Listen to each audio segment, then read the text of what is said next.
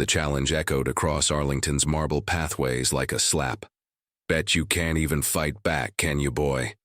The words dripped with venom as Chad Bronson, a 240-pound former college wrestler with a Confederate flag tattoo peeking from under his sleeve, stepped over the rope barrier. His buddies from his podcast Real Patriots Talk were filming, their phones tracking every move. They'd driven 12 hours from Alabama specifically for this, convinced that a viral stunt would launch their failing show into the spotlight. Sergeant Marcus Williams didn't flinch. The 32-year-old tomb guard, his dark skin gleaming with sweat under the June sun, continued his 21 measured steps.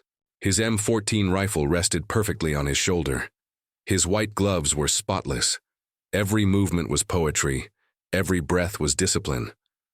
What Chad didn't know, what his 47 racist followers would never understand, was that Marcus had survived 2 tours in Iraq, earned a Bronze Star for valor, and was guarding this tomb for his grandfather, a Tuskegee airman, who'd fought for a country that didn't even let him vote. In the next 8 minutes, a racist's arrogance would collide with a warrior's restraint, a crowd would become a jury, and America would be forced to confront an ugly truth it pretends doesn't exist. Before we dive in, where are you watching from? Drop your location in the comments. And if you believe that racism has no place at our nation's memorials, smash that like button and subscribe to keep stories like this alive. It was Saturday, June 10th, 2023. Arlington National Cemetery was packed with tourists, school groups, and veterans celebrating the anniversary of D-Day. The air was thick with humidity and reverence. Families stood in hushed awe as the changing of the guard ceremony unfolded with mechanical precision. Marcus Williams was in the zone. Every step, every pivot, every breath was calibrated. He'd earned this post after 3 years of relentless training. The 3rd U.S. Infantry Regiment, the Old Guard, only accepted the best.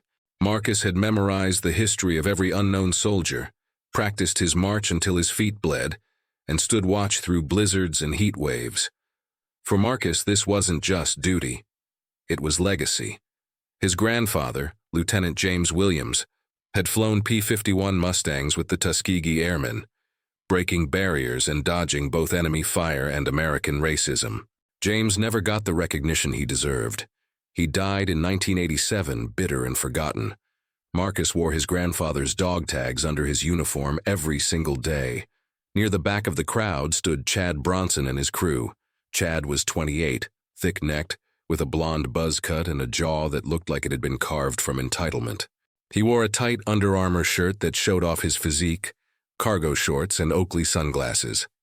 His podcast, Real Patriots Talk, had 8,000 subscribers, most of them bots, and his content was a toxic cocktail of conspiracy theories, alpha male posturing, and thinly veiled white supremacy.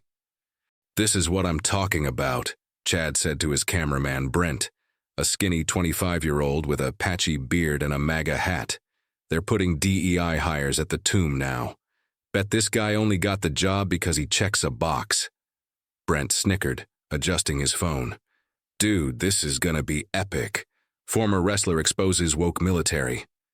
Their third friend, Kyle, a heavy-set guy with a Punisher skull tattoo, grinned. "Do it, man. You've been talking about making a statement. This is your moment." Chad watched Marcus march. Something about the guard's precision, his dignity, ignited a twisted jealousy in Chad. In high school, Chad had been a state champion wrestler, the Golden Boy. But college was different. He got cut from the team after 2 years, gained weight, lost his scholarship. Now he sold protein powder online and recorded rants in his mom's basement. He'd built his identity on being better than someone, and the easiest targets were always people who didn't look like him. "Watch this," Chad said, stepping forward. Marcus completed his 21 steps and executed a flawless turn. The crowd held its breath, captivated by the ritual. That's when Chad's voice cut through the silence. "Hey, soldier boy." Heads turned. An elderly woman in a Navy veteran cap frowned. A mother pulled her children closer. Marcus didn't react. He began his next march, his eyes fixed ahead. Chad stepped over the rope barrier, his boots loud on the stone. "I'm talking to you. You deaf or just ignoring me?" A security guard near the edge spotted the movement and spoke into his radio. "We've got a situation at the tomb. Male crossing the barrier. Chad's friends were filming now, their phones capturing every angle." "This is gold," Brent whispered. "You know what's funny?" Chad said, louder now, playing to the camera. "My great-grandfather fought in World War II, a real American hero. And now they got people like you playing dress-up at his memorial." The crowd gasped. A black woman in her 60s, a veteran herself, stepped forward. "Sir, you need to back up right now." "Or what?" Chad shot back. "This is America. I can say what I want." Marcus's jaw tightened, but his steps remained perfect. 21 paces. Turn. Face the tomb. His training screamed at him. Ignore distractions. You represent the fallen. But every word Chad said was a knife cutting deeper. Chad circled closer, emboldened by his friend's laughter. "Bet they didn't even teach you the real history, did they? Bet you don't know what you're standing for." "Chad, man, security's coming," Kyle hissed. "Let 'em," Chad said. He was 6 feet from Marcus now, close enough to smell the guard's cologne. "Tell you what, soldier, I was a wrestler, state champ. Let's see if all that uniform makes you tough. One move. I bet I can take you down before you even blink." The crowd was buzzing now, phones out everywhere. Some people were shouting for Chad to stop, others were frozen, horrified. Marcus's eyes, hidden behind aviator sunglasses, burned. He'd faced worse. Insurgents in Fallujah, IEDs that killed his best friend. But this public humiliation, this racist theater, felt different. It was designed to break him, to make him lose control, to prove Chad's twisted worldview right. "Come on," Chad taunted, crouching into a wrestler's stance. "Or are you too scared?" "That's what I thought. I'll show no." That's when Chad lunged. Chad grabbed for Marcus's waist, trying to execute a double-leg takedown. It was instinct, muscle memory from 1,000 matches. But Marcus wasn't some high school opponent. In one fluid motion, Marcus sidestepped, his rifle shifting slightly. Chad stumbled forward off balance. Before anyone could process what was happening, Marcus planted his boot and swept Chad's legs out from under him with a precision that would have made a martial arts instructor weep. Chad hit the ground hard, his back slamming against the marble. The air left his lungs in a wheeze. His sunglasses skittered across the stone. Marcus didn't break stride. He resumed his position, his rifle back on his shoulder, his face carved from stone. The crowd erupted. Some people cheered. Others gasped. Chad's friends stopped filming, their mouths hanging open. "Dude, what just happened?" Brent whispered. I think the guard just wrecked him," Kyle said, his voice small. Chad lay on the ground, wheezing, his face red with humiliation and lack of oxygen. Security guards, led by Captain Denise Harper, a 42-year-old black woman with 20 years in the military police, rushed forward. "Stay down," Denise ordered, her hand on her radio. "You're under arrest for assault on a federal officer and desecration of a national monument." "He attacked me," Chad sputtered, trying to sit up. "Did you see that? He assaulted me. We saw you cross the barrier, verbally harass the guard and physically attack him," Denise said coldly. "We have 50 witnesses and about 30 phone recordings. You're done." 2 guards hauled Chad to his feet. His friends tried to back away, but Denise's team blocked them. "You 3 are accomplices. You're coming too." As they were led away, the crowd broke into applause. The elderly Navy veteran who'd spoken earlier nodded at Marcus. "Well done, son." Marcus didn't acknowledge it. He simply resumed his march. 21 steps, turn, face the tomb. But inside, his heart was racing. He'd broken protocol. He'd engaged. And he had no idea what would happen next. Within an hour, the videos were everywhere. #TombGuardTakedown was trending on Twitter. TikTok was flooded with clips. Most titled some variation of "racist gets humbled" or "tomb guard destroys," "disrespectful wrestler." Chad's podcast channel was flooded with dislikes and hate comments. His sponsors, 2 sketchy supplement companies, dropped him immediately. His Instagram comments were a war zone. But the right-wing media machine kicked into gear too. Pundits on certain cable news networks spun it as military overreach and censorship of free speech. Chad became a martyr to a certain crowd, the guy who just asked questions and got brutalized by woke soldiers. Marcus was pulled from duty and brought to the office of Colonel Raymond Tucker, the commanding officer of the 3rd Infantry Regiment. Raymond, a 55-year-old white man with a silver crew cut and a chest full of ribbons, sat behind his desk, his expression unreadable. "Sergeant Williams, do you know why you're here?" "Yes, sir," Marcus said, standing at attention. "I engaged with a civilian." "I broke protocol," Raymond leaned back. "You did." The question is why Marcus hesitated. He'd rehearsed this moment in his head a dozen times on the walk over. Tell the truth or tell them what they want to hear. "Sir, he assaulted me. He grabbed me. I defended myself and resumed my post. You could have let security handle it." "With respect, sir, security was 30 seconds away. He was on me. I had a split second to decide. Let him tackle me and disrespect the tomb or stop him." Raymond studied him. "Do you regret it?" Marcus met his eyes. "No, sir. I'd do it again." The room was silent. Then Raymond's lips twitched into the smallest smile. "Good. Because if you'd said yes, I would have questioned whether you belonged in this unit." Marcus blinked. "Sir, Williams, you didn't break protocol. You enforced it. That man assaulted a federal officer at a national shrine. You responded with the minimum force necessary and returned to duty. That's not a lapse. That's discipline." Raymond stood. "The Secretary of the Army wants to meet you. So does the press. You're about to become very famous. Are you ready for that?" Marcus swallowed. "I just want to do my job, sir, I know. But the world has other plans." Chad Bronson sat in a holding cell at Arlington's security office. His wrists zip-tied, his ego shattered. Across the table sat FBI agent Lorraine Mitchell, a 40-year-old black woman with a law degree and zero patience for nonsense. "Mr. Bronson, you're looking at federal assault charges, which carry up to 5 years in prison," Lorraine said, her voice flat. "You physically attacked a soldier at a national cemetery. In front of witnesses. On camera, it was self-defense," Chad muttered. "Self-defense." Lorraine raised an eyebrow. "You crossed a barrier, verbally harassed the guard with racial slurs, and then lunged at him. That's not self-defense. That's a hate crime." Chad's face went pale. "Hate crime. I didn't say anything racist." Lorraine slid a transcript across the table. "We have audio. People like you, DEI hire, playing dress-up. You want me to keep going?"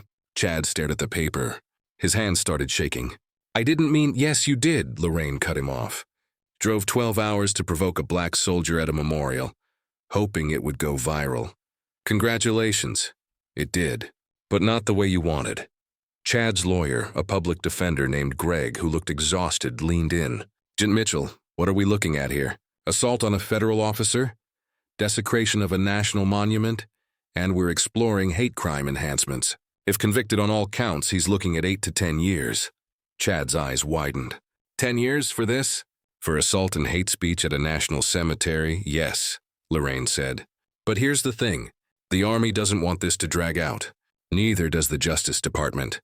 So we're offering a deal," Greg perked up. "What kind of deal?" "Plead guilty to assault and desecration. Drop the hate crime enhancement. You'll serve 2 years in federal prison, followed by 3 years of probation and 500 hours of community service." 2 years? Chad's voice cracked. "Or roll the dice at trial and risk 10, Lorraine said. "Your choice. But I'll tell you this. That video has 50 million views. Every juror in America has seen it. You really want to test your luck?" Chad buried his face in his hands. 2 months later, Marcus Williams stood at a podium in the White House Rose Garden.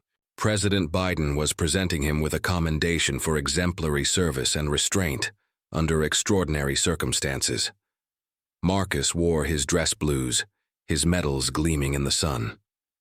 His mother, grandmother, and younger sister sat in the front row, tears streaming down their faces. "Sergeant Williams represents the best of America," President Biden said. "In a moment of hate, he showed dignity. In a moment of violence, he showed restraint. And in a moment where he could have retaliated, he chose honor." The crowd applauded. Marcus shook the president's hand, but his mind was elsewhere. He was thinking about his grandfather, about the Tuskegee Airmen who fought for a country that spit on them, about every black soldier who'd served in silence. After the ceremony, a reporter from NPR pulled him aside. "Sergeant Williams, How do you feel about becoming a national hero? Marcus shook his head. I'm not a hero. I'm a soldier doing my job. The real heroes are in the ground I guard, but you've inspired millions. Then I hope I've inspired them to respect the fallen, not me. The interview went viral. Marcus's humility, his focus on the mission, resonated. He became the face of a movement, a symbol of grace under fire. Chad, meanwhile, was transferred to a federal prison in Virginia. His first week, he got into a fight with another inmate and spent 3 days in solitary. His podcast was deleted. His followers abandoned him. His name became a punchline. But something shifted in month 6. A prison counselor named Dr. Jamal Wright, a 50-year-old black man and former Marine, started working with Chad. At first, Chad resisted. But slowly, through hours of conversation, books, and painful self-reflection, Chad began to see the rot inside himself. Why did you do it? Jamal asked one day. Chad stared at the floor. I wanted to matter. I was nobody. And I thought tearing someone else down would make me somebody. And did it? Chad's voice broke. No, it made me nothing, Jamal nodded. Then maybe it's time to start building instead of destroying. By the end of his sentence, Chad had earned his GED, completed anger management courses, and started writing letters of apology. One of those letters went to Marcus. Marcus never responded. He didn't owe Chad anything, but he kept the letter in his locker, a reminder that some people can change. And some battles aren't won with fists. 3 years later, Marcus was promoted to Sergeant First Class. He left the Tomb Guard and became an instructor, training the next generation of soldiers. He married his college sweetheart, a teacher named Aisha, and they had a son. They named him James after his great-grandfather. Chad was released on parole. He moved back to Alabama, took a job at a veterans outreach center, and started speaking to high school students about the dangers of hate.